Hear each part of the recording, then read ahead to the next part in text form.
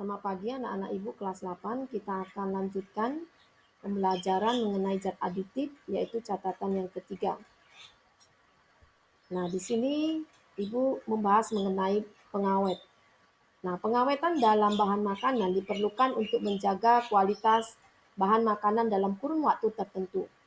Tujuan pengawetan makanan adalah untuk mempertahankan kondisi lingkungan pada bahan makanan dan untuk mencegah perkembangan mikroorganisme atau mencegah terjadinya reaksi kimia tertentu yang tidak diinginkan dalam makanan.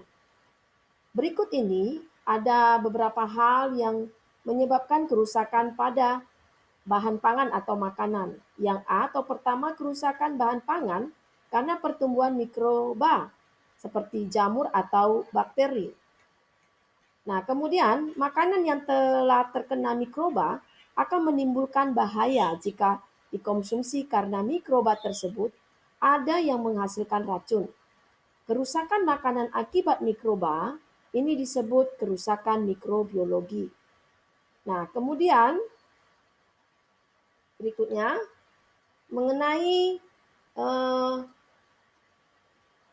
yang B, kerusakan bahan pangan yang disebabkan oleh benturan atau tekanan dan jatuh. Nah, ini kerusakan bahan pangan ini disebut kerusakan mekanis.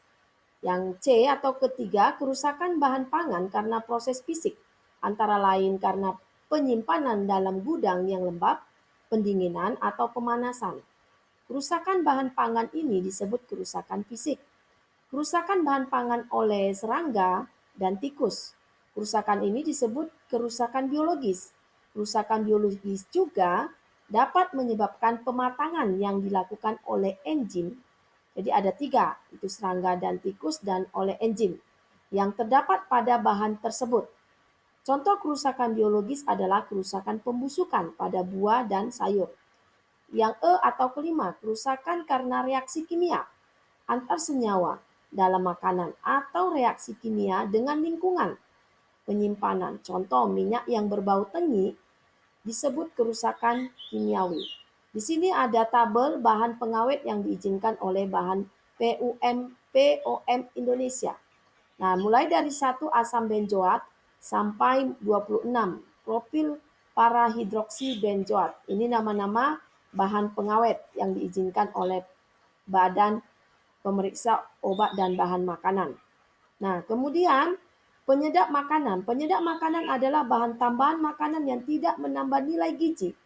Penyedap makanan sebagai penguat rasa, protein, penurun rasa amis pada ikan, dan penguat aroma buah-buahan. Berikut ini diuraikan beberapa contoh penyedap makanan. Nah, yang pertama yaitu penyedap rasa. Penyedap rasa adalah bahan tambahan makanan yang digunakan untuk meningkatkan cita rasa makanan. Penyedap rasa ada yang diperoleh dari bahan alami maupun sintesis. Nah, penyedap rasa alami itu seperti bawang putih, gula, garam dapur, udang, teri atau ebi, dan kaldu ayam atau sapi.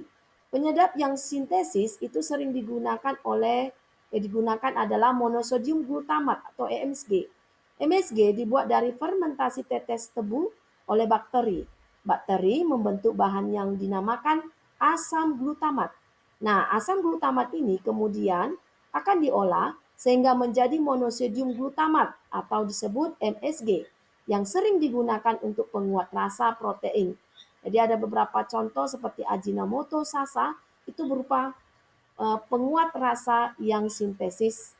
Nah, kemudian pemberi aroma. Aroma adalah zat yang memberikan aroma tertentu pada makanan.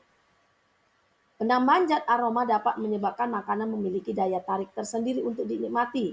Jadi ada yang bersifat alami, ada yang bersifat sintesis. Nah, yang bersifat alami itu terbuat dari bahan alami, misalnya ekstrak buah stroberi, ekstrak buah anggur, minyak atsiri atau vanili yang disebut pemberi aroma alami. Nah, pemberi yang sintesis misalnya amil kaproat yaitu aroma apel, amil asetat aroma pisang ambon, etil butirat aroma nanas, vanilin yaitu aroma vanili, dan metil antranilat aroma buah anggur.